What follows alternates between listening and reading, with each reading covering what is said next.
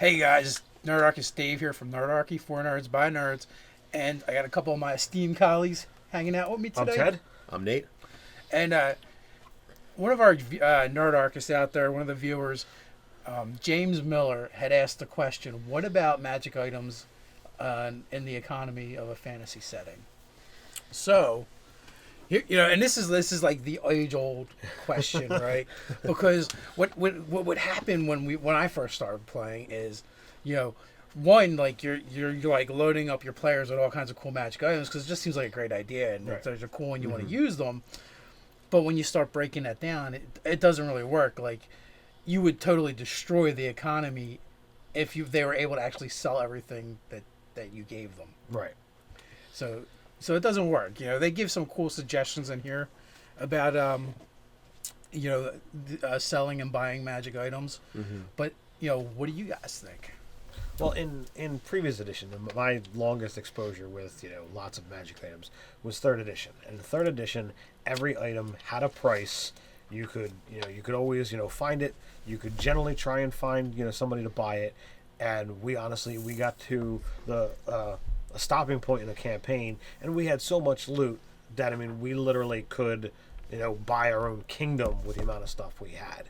And like you told us straight up, there's no way you can find buyers for all of this stuff. We would have to literally quote unquote adventure just to sell the stuff. Right. So with 5th edition, they turned the dial back on magic items. They went back to more of, in my opinion, will be a 2nd edition mindset where magic items were a bit more rare.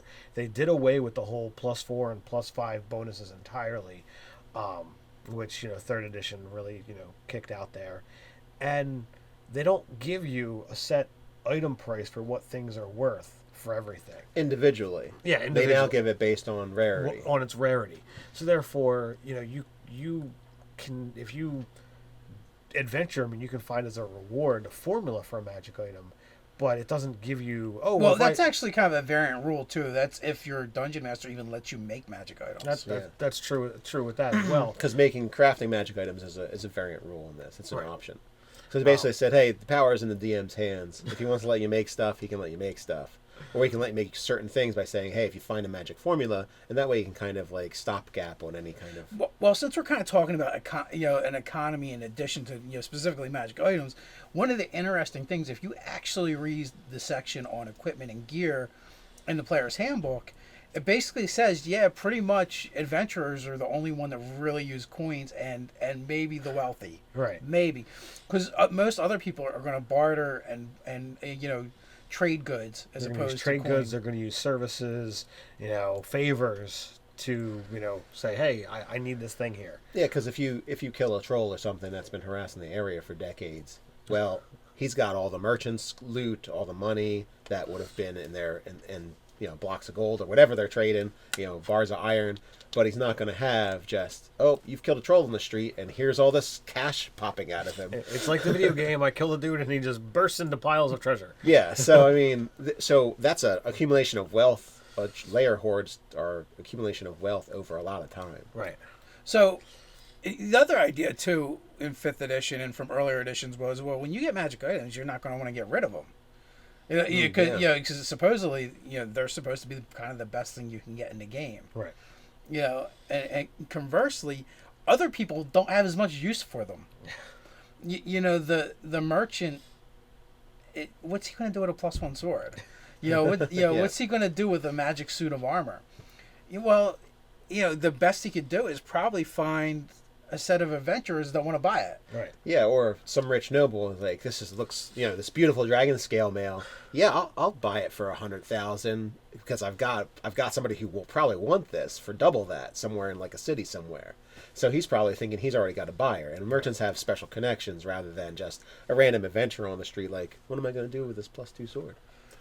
So and the magic items are a bit more interesting too than Pathfinder and 3rd edition in the way that they're presented.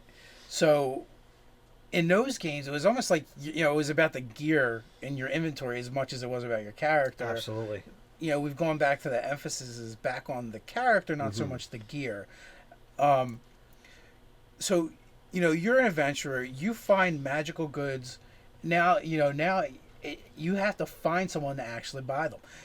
They actually build in the mechanics. If you want to use them, to actually use investigator or intelligence check to actually find a buyer. How many days it's going to take you, whether you find the buyer or not. It Right. still takes that long to look. Right. And then, there's kind of like this nifty little table. I think the table is actually straight from first edition or second edition, to be honest with you. But It does look that way. where it tells you, what percentage, either below, above, or at the cost of the item that you're going to get. Right. And it also, it hints at consequences for selling it to this individual as well. Oh yeah, there are some shady buyers on this table. There's like 2 or 3 of them are like, And and you're like, oh, this is a guy going to just try and rip me off, or is this guy, for trying to find something for a warlord or something, or or is there going to be a legal consequence down the road, Yeah. because you sold to somebody? Right. You're now like an accessory to a crime you didn't even know about. You're like, I don't know, I just had a magic loot. I don't play the loot. What do you want me to do? when I play the loot, I have cats following me around meowing horribly. It's just no good. Yeah, so for the saleable magic item, there's common, uncommon, rare, and very rare. They leave off legendary as a saleable item. Because you're not selling a legendary item. You got to be daft, or you got to really want a palace. That's kind of like the scale.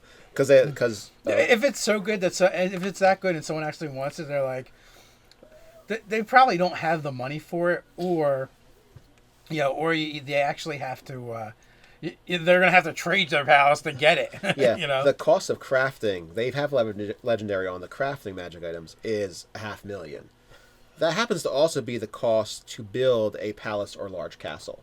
Nice. So that's the level. Like, stronghold castle with a palace inside, or a legendary artifact. That's the level No. that it's at. That's legendary Oh, item. the legendary item. That's not even talking That's about true. the Artifacts artifact up level. on top of that. So one of my issues with the economy thing is I'm glad it's in here, but this came up in my mind because I have a character in Ted's game.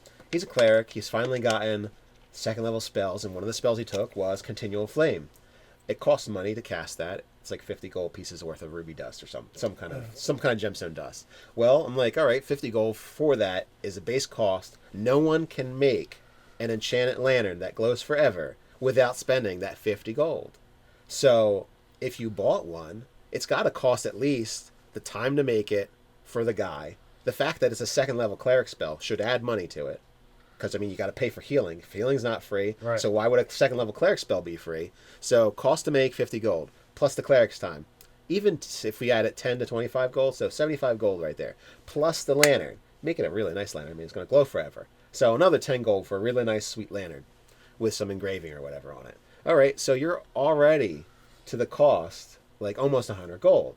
And it's like, well, crafting it in 5th edition, saying, like, let's say that's in the thing. Let's say it's a common magic item, a continual flame lamp. Mm-hmm. Well, so 100 gold. So 4 days plus all of your stuff. You got to live for that 4 days. 8 hours a day. So it's like a full-time job to make one continual lantern is continual flame lantern. And the cost to make it, just the creation cost, is the same as the base price for selling it. So that's kind of like the economy is off on that for me. Because, why would you make a continual flame lamp if you were looking towards, I could actually sell it? Here's my It's view. got to be more than the price to sell Here's it. my viewpoint on that. And since I'm the DM, it's great to be able to, spur in. Tell me how much I will make. So you threw in there, okay, plus a nice lantern and this and that, and already you're thinking outside the box, So if it's a base price of 100, I would say that's for, an ever burning torch.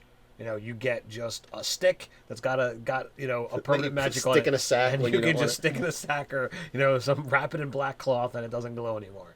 But if you want to make something that looks nice, get a bullseye lantern so that you can be able to aim it in whatever direction you want, then you have the ability to offer that at a higher price. Whether you find sellers and this and that is going to depend upon who your contacts are, what kind of need they're going to have for that type of thing. Do I recommend you go and making 10, 20 of them in your downtime? Probably not.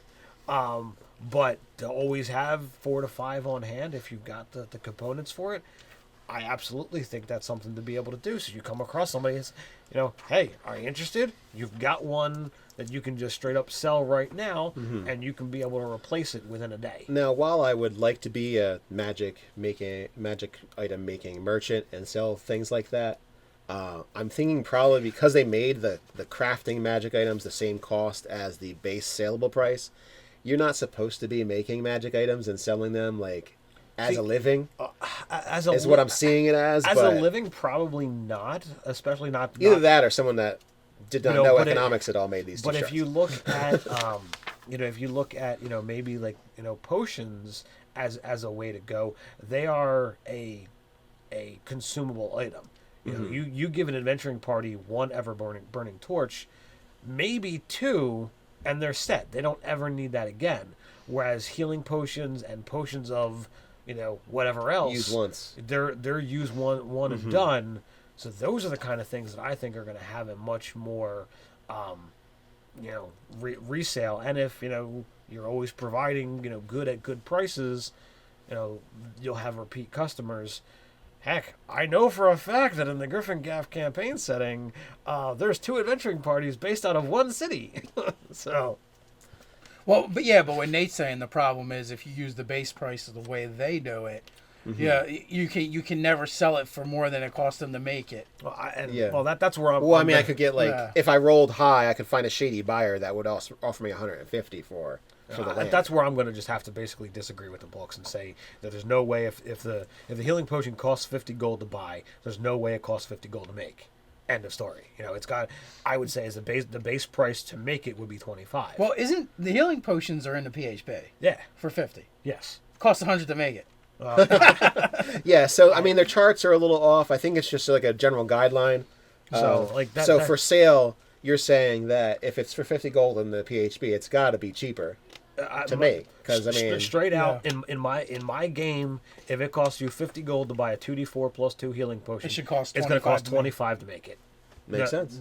End of story. Now, if you go out and say, you know what, I'm going to, while adventuring, I come across herb X or berry A, well, that's going to reduce my cost because I've specifically harvested the components myself. Yeah. So there's other things too. Like, one, do you actually know how to make it? You have having the spell is not enough. Absolutely. You need you essentially need the formula to be able to make it. You either need to find somebody who knows how and have them teach you. You have to find the recipe yourself. Or you have to throw caution to the wind and experiment. Or maybe, maybe the first step is you actually have to have tool proficiency an alchemist. You have to have the herbalist kit. The herbalist kit or alchemist, possibly. Okay. Either one would probably work. The section I read said for making potions, a good mix is the herbalist tool proficiency. Right. But I just as easily accept alchemy, yeah. So there's that. And then another thing I was thinking about when you were talking about, think about technology, right? There's a lot of technologies that are available that they're there, but they're not readily available. Mm-hmm. And there's a reason for that. Because it's not cost effective to make it. And magic is even far less cost effective because look at just spells. The same magic missile spell written by 2 different wizards is completely different. And even though you have his spell, you have to relearn it and transcribe it into a way that you understand it in order to even use it. Yeah, the base formula on how magic works is the same, but your interpretation or what you need, your notes that you have to create to make the magic is going to be different. So going beyond the basic, I'm a wizard, I cast spells, is more difficult. So it's typically going to be the specialist artisan or the adventurer who is already a step above that is going to come across this type of stuff. And the other thing is you're also talking about an economy for building products or merchandise for that there really isn't a very big market for in your typical fantasy game. Now, like if you go into a game like Eberron, it's a lot different. Because there's actually a House Cannith that's what they do. They produce magic items and magic conveniences. and they've been doing it for like the last 100 years or so because there was a war going on, and they would sell it to whoever wanted to buy it. Good war profiteers turned into magic merchants then. Well, Get your yeah, potion of pretty much. healings here. Yeah, they went as far as to make shock troops in the war force. But so there's definitely a lot of different ways to look at it. I like the lower end magic items. I don't like it to be falling out of the sky, growing on trees, or what have you. I like it to be special when players find that magic item, no matter what it is. You don't want to go through the end scene of a fight and pull out there's 6 or 7 magic items off their corpses, throw them into the bag of holding, move on. Not really. I mean, not that I admit I've done that. That has happened at our table numerous times. But my default is not that. I actually like keeping my adventurers poor and giving them a reason to adventure and go out there when they have the opportunity. Because who's going to go fight a dragon? That's bullshit. Dragons set you on fire, squish you between their toes, and then eat you. That's not really something I'm looking forward to. Is that how that's a humanoid toe jam? Yeah. Humanoid jam right there. Yeah. So why would you really want to leave the safety of a city? And therefore, that's why it's difficult to find magic items for sale, because normally it's like, all right, I got this. I'm going to use it even though I can't. It's not super beneficial for me. Let's say it's like I'm a guy that's a thief or a rogue or something. It's like a +1 magic sword. That's good, but I mean, I'd much rather have something else. But at the same time, it's still better than not having one at all. And if you have a magic poor game, then that's a big deal, having just that one magic item. Yeah, and you wouldn't want to trade it away. You're not going to Jamal's Wondrous Quickie Mart to go get what you actually wanted, which were the gloves that let you do the sleight of hand checks with advantage. No, yeah. Well, that's one of the things that you could definitely do. For any GMs out there that want to keep that low magic game, you could totally, if you want to be able to reward your players, like this system is designed that your pluses are definitely much smaller. So like there's items that are this is a magic weapon. It doesn't confer any pluses whatsoever, but it says it's magic. So you could offer up magic weapons that just have a quirk. You talked about it would be like a trinket that's a weapon instead of just a trinket. But it's like you have that war song that when you draw it sings. Well, it counts as a magic weapon for creatures that need magic, and it sings. Doesn't need a bonus. Doesn't need anything. Well, there's else. actually a lot of magic items in the book that do that. They don't actually confer bonuses. They have right. That's what I'm saying. There's loads of them in the magic item section that don't talk about any pluses whatsoever. No, they just have their ability. Right, and I think that's really cool. It's coming from previous editions where it just crunch. Like, in 3rd edition, it was default. It had to be a +1 weapon before you could do anything else to it. Yeah, now that a lot of the special items, don't actually confer a bonus. They just give you the cool thing. It's like, it does this neat stuff, and it's magic.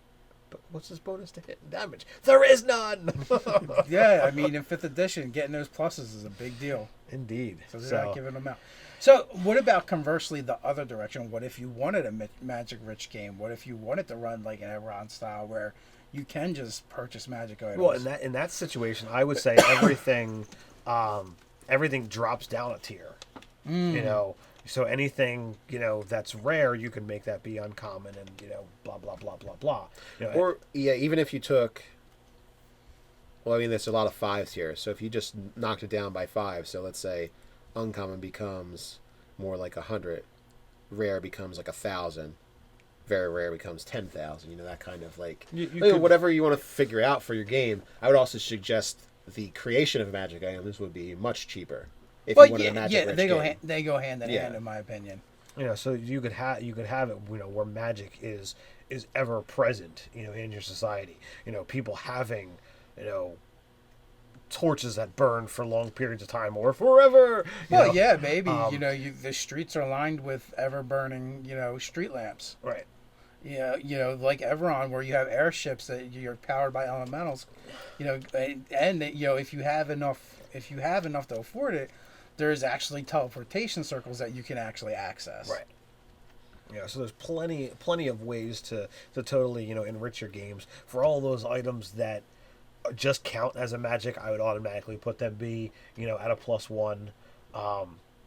Or make that much easier. If you really feel the crunch, you can definitely, bump numbers up some more. If you feel the game needs it, I personally don't, but. And if you don't want somebody getting 50,000 gold pieces for a very rare magic item that they don't want, you can just be like, well, you can't find a buyer for that amount. Or they'll offer, like, there is a spot where you can get 1/10 of the base price, which is still a good chunk of change. I mean, you can buy a fort or something with 10 grand. Because as the DM, I mean, this is the chart that's in the Dungeon Master's guide. You're The not, optional chart. the optional chart. You're not necessarily saying, okay, player, roll on this thing, and then I'll tell you what happens. Oh, yeah. This is for you, so you can say, well, I'll roll, or I just tell you. So if you have a quest item or a legendary thing that you just don't want your players to sell, there's nobody interested. Not at the value that it's probably worth. I'll give you 100 gold for it.